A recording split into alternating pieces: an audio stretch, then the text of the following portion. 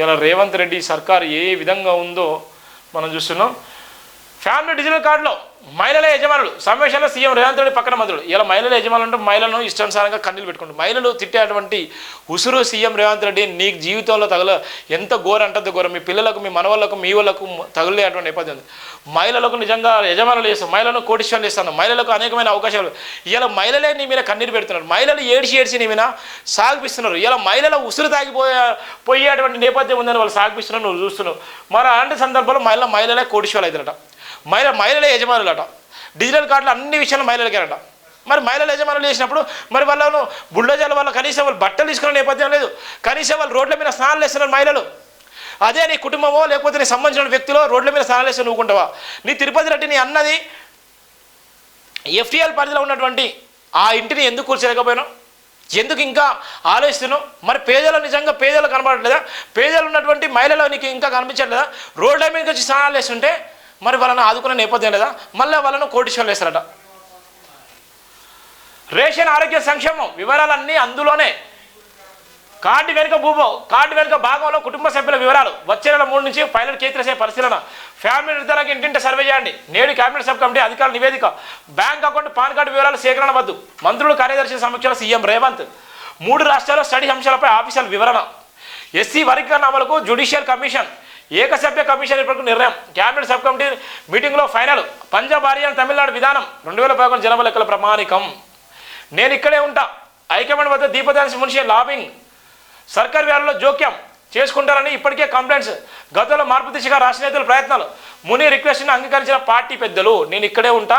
High command వద్ద దీపదాసి Munshi lobbying చేసే నేపథ్యం సర్కార్ వ్యాలలో జోక్యం చేసుకుంటున్నారని ఇప్పటికే ఆమెకు చెప్పిన అంగీకరించిన పెద్దలు కూడా ఆమెను అంటే సముదాయించే నేపథ్యం కూడా ఉంది. దానికి సంబంధించిన రాష్ట్రాన్ని అతలకుతలం చేసిన రాష్ట్రం నిజంగా ఎంత ఘోరంగా ఉందో, హైడ్రా విషయంలో రాష్ట్ర ప్రభుత్వం ఏ విధంగా ఇబ్బందులకు గురైపోయిందో, ఇలా కాంగ్రెస్ని ఏ విధంగా మట్టిపెట్టే నేపథ్యం ఉందో ఆమె ఇన్వాల్వ్ అయ్యేటువంటి నేపథ్యం ఉంది. దానికి సంబంధించిన ప్రధానంగా తెలంగాణ దర్శికి 12 కోట్లు గైడ్లైన్స్ సైతం విడుదల చేసిన రాష్ట్ర ప్రభుత్వం.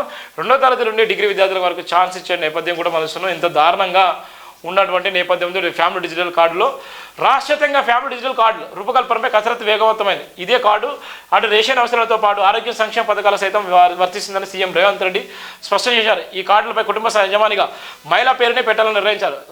సచివాలయంలో శనివారం సాయంత్రం జరిగిన సమీక్ష సమావేశంలో ఫ్యామిలీ డిజిటల్ కార్డులపై చర్చ సందర్భంగా పలు అంశాలపై నిర్ణయం తీసుకున్నారు. ప్రతి అసెంబ్లీ నియోజకవర్గంలో ఒక పట్టణం మరో గ్రామీణ ప్రాంతాన్ని ఎంపిక చేసుకొని పైలట్ ప్రాజెక్టు వచ్చే 3 నుంచి కుటుంబాలను నిజానికి ఇంటింటి సర్వే చేసి వివరణ సేకరించిన సీఎం స్పష్టం చేశారు. పూర్తిగా గ్రామీణ స్వభావంతో కూడిన నియోజకవర్గాలు 2 గ్రామాలను ఎంపిక చేసుకోవాలని సూచించింది. గ్రామీణ ప్రాంతాల్లో ఆర్డీఓ, పట్టణ ప్రాంతాల్లో జోనల్ కమిషనర్ స్థాయి అధికారులను పర్యవేక్షకులుగా నియమించిన సీఎం ఆదేశించింది. బ్యాంక్ పాన్ కార్డు వివరాలు అవసరం లేదు.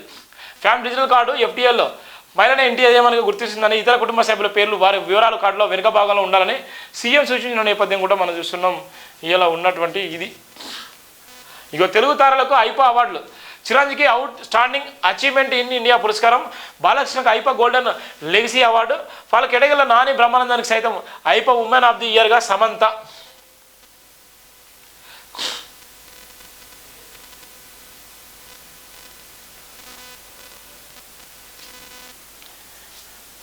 ఇక చూడు పాపం ఎంత ఘోరమో.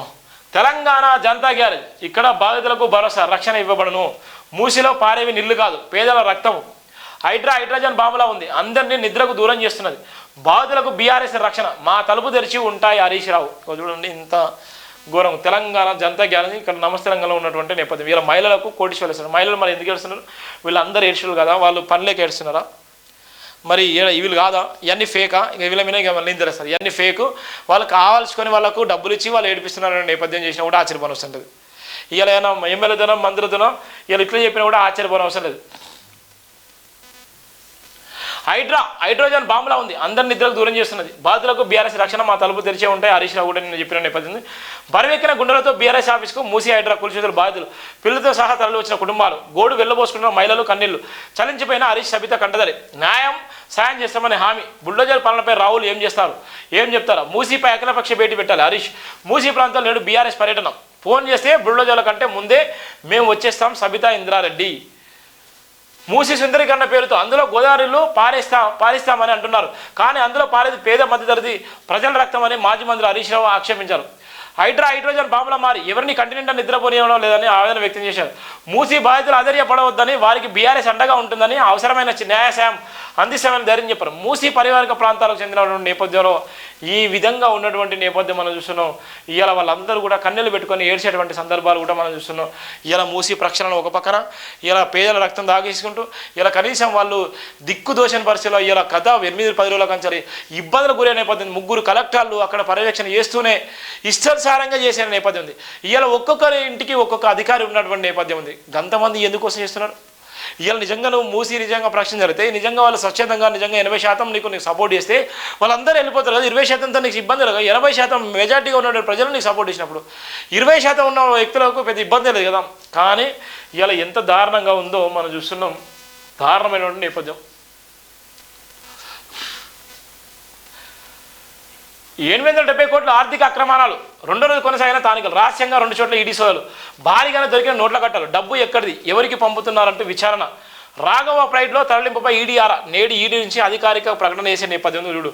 ఎంత డబ్బులు? 870 కోట్ల రూపాయలు నిలువ ఉన్నటువంటి డబ్బుని 870 కోట్ల రూపాయలు ఒక మంత్రి పొంగులేటి మీద రాసిన వార్త. 870 కోట్లు ఒక పిక్కు, ఒక పక్కన పేదల దగ్గర రూపాయి లేని పరిస్థితి, ఒక పక్కన 100 రూపాయలకు 1000 రూపాయలకు 100 రూపాయలకు 200 రూపాయలకు ఇలా ఆత్మహత్యలు వేసుకొని చంపేసే నేపథ్యం ఉన్న తర్వాత ఒక మంత్రి దగ్గర ఇన్ని వేల కోట్లు ఎక్కడి నుంచి వచ్చాయి? ఏ విధంగా వచ్చాయి? ఎవరి కోసం దాచిపెట్టుకున్నావు? ఎవరికి పంపిద్దామని దాచిపెట్టుకున్నావు? మరి నిజంగా సీఎం రేవంత్ రెడ్డి నేను టార్గెట్ చేసుకున్నావా? లేకపోతే టార్గెట్ చేసుకున్న సీఎం కావడం కోసం నువ్వు మనీ ఇచ్చేసేటువంటి నేపథ్యం ఉందా? మరి ఎందుకోసం చేసుకున్న నేపథ్యం ఉంది? 870 కోట్ల ఆర్థిక అక్రమాలే 2వ రోజు కొనసాగుతున్న తానికలు, రహస్యంగా 2 చోట్ల ఈడీ సోదాలు, ఎలక్ట్రానిక్ కంపెనీతో భారీ స్కెచ్, ఆ కంపెనీకి రాఘవకు మధ్య ఆర్థిక లావాదేవీలు, ఇరు కంపెనీల భాగస్వామ్యంతో మనీ లాండరింగ్, ఆ ఎలక్ట్రిక్ కంపెనీ 9 దేశాల సంబంధాలు, కస్టమ్స్ ఈడీ దర్యాప్తులో కొత్త కోణాలు, 7 కోట్ల వాచిలు ఎవరికి, సింగపూర్ నుంచి 12 వాచిలు కొనుగోలు, కంపెనీ డబ్బు హవాలా రూపంలో చెల్లింపు, స్వయంగా వాచిలు తెచ్చిన ముఖ్య నాయకుడు, వాచిలు ఎవరెవరికి ఇచ్చారో ఆరాధిస్తున్న ఇటు చూడు. 7 కోట్ల వాచిలు, ఒక్క వాచి చూడు, 7 కోట్ల వాచిలు ఎవరికి ఇస్తున్నారు? ఏం జరుగుతుంది? ఇలా బీఆర్ఎస్ చేసింది, ఇలా కాంగ్రెస్ చేస్తున్నాడు. ఇలా కాంగ్రెస్ వాళ్ళు ఇలా పేదల పక్షాన్ని నిలబడుతున్నారు. వాళ్ళు పేదల పక్షాన్ని నిలబడరా? ఇలా చాలామంది అరే భయ్యా చాలామంది గుడ్డలు నింపేసుకోకండి. ఇలా గ్రామాలలో ఇలా కాంగ్రెస్ మొత్తం ఇలా నీకు మొత్తం ఇచ్చి ఇల్లు కట్టించి నీకు ఏం చేస్తలేదు, నువ్వు కష్టపడుతున్నావు, నీకు లైఫ్ని ఇస్తుంది అనుకుంటున్నారు. కానీ ఇక్కడ చేసేటువంటి నేపథ్యుడు ఇలా 7 కోట్ల వాచ్లు ఎవరెవరికి ఇచ్చారు? సింగపూర్ నుంచి 12 వాచ్లు కొన్నారు. సింగపూర్ నుంచి ఇలా కలవకుండా కవిత వాచ్ పెట్టుకుంటున్నావు, లేకపోతే మంచి బట్టలు వేసుకుంటున్నావు, ఇలా ఇష్టం ట్రోల్ చేసినావు. మరి ఇది దీని వెనుక ఉన్నటువంటి రహస్యం ఏంది? 780 కోట్ల రూపాయలు లావాదేవీల గురించి పరిస్థితి ఏంది? వెంటనే అరెస్ట్ చేయాలి, వెంటనే అరెస్ట్ చేసి ఈయన జైలు పంపించాలి. ఆ కాంట్రాక్ట్ ఎలా దక్కింది? Narayanpet Kodangal list irrigation project పనులు రాఘవ కన్స్ట్రక్షన్కి దక్కడంపై ఈడీఆర్, మెగాతో ఎలా పాయకారి ఒప్పందం పైన నజారు, భోగారుల అక్రమ మైనింగ్, రోడ్డు పనుల కోసం యథేచ్ఛగా మట్టిని తోడేస్తున్న పొంగులేటి బినామీలు, ఉన్నత స్థాయి ఒత్తిడితో వదిలేసిన అధికారులు. చూడు ఎంత ఘోరమో. మంత్రి పొంగులేటి శ్రీనివాసరెడ్డి ఇండ్ల ఆఫీసులో జరిపిన సోదాల్లో భారీగా నగదులు గుర్తించడం విశ్వసనీయ వర్గాలు తెలిపాయి. లగ్జరీ వాచీలో స్మగ్లింగ్లు, యూరో ఎగ్జామ్ బ్యాంకు గ్యారంటీలు, టీడీఎస్ ఎగవతి అక్రమాస్తులు, రాఘవ కన్స్ట్రక్షన్ ఎలక్ట్రిక్ కంపెనీలో లావాదేవీల వ్యవహారం ఇలా సుమారు 870 కోట్ల మేర లావాదేవీలపై ఈడీ అనుమానం వ్యక్తం చేసిన సమాచారం. 2 రోజుల పాటు మంత్రి పొంగులేటి నివాస ఆఫీసులపై జరిగిన సోదాల అక్రమ లావాదేవీలకు సంబంధించిన పత్రాలు ఈడీ తీసుకెళ్లిందని, వాటిని అధ్యయనం చేయాల్సి ఉండిందని విశ్వసనీయ వర్గాలు పేర్కొన్నాయి. అనేక కంపెనీలు ఉండడం, అనేక మార్గాల్లో లావాదేవీలు జరగడంతో ఎంతో మేర అక్రమాలు జరిగాయని దానిపై తుది నిర్ణయానికి రాలేకపోతున్నారని చెప్పుకుంటున్నారు. అందుకే ఈడీ నుంచి ఇప్పటి వరకు అధికారికంగా నోటు విడుదల కాలేదని అంటున్నారు. మరోవైపు సోదాల్లో భారీగా సొమ్ము పట్టుబడి ఉండొచ్చని ప్రచారం జరుగుతున్నా ఇప్పటి వరకు నిర్ధారణ కాలేదు. ఎక్కడ రేడ్ చేసినా కోట్ల నగదు దొరికిందని పేరు వెల్లడించడానికి ఇష్టపడు అధికారి తెలిపారు. ఇంత భారీ స్థాయి దొరికిన నగదు ఎక్కడిది? మంత్రి ఇంటి వరకు ఎలా వచ్చింది? ఈ మొత్తాన్ని ఎక్కడికి పంపుతున్నారు? నిగ్గు తెలిసి పనులు ఈడీ అధికారులు ఉన్నారు. కొన్ని రాష్ట్రాలకు ఎన్నికలు జరుగుతున్న వేళ కాంగ్రెస్ పార్టీకి ఆర్థిక ఆధారంగా ఉన్న రెవెన్యూ శాఖ మంత్రి ఇంట్లో ఇంత భారీ మొత్తంలో నగదు దొరకడంపై పలు రకాల అభిప్రాయాలు వ్యక్తమవుతున్నాయి. ఈడీ అధికారులు శుక్రవారం జరిపిన సోదాల్లో కీలక సమాచారం దొరకగా శనివారం కూడా అత్యంత రహస్యంగా ఎలాంటి భద్రత లేకుండా మరో 2 చోట్ల సోదాలు చేపట్టారు. అయితే సోదాలు ఎక్కడ జరిగినా మాత్రం చాలా గోప్యంగా ఉంచిన నేపథ్యం ఉంది. సోదాలు ఒక పక్కన జరుగుతున్నా ఎక్కడికక్కడ గోప్యంగా ఉంచేటువంటి నేపథ్యం కూడా మనం చూస్తున్నాం. ఇంత దారుణానికి ఒడిగట్టినటువంటి పరిస్థితి మనం చూస్తున్నాం. ఇంత దారుణంగా ఉన్నటువంటి నేపథ్యం.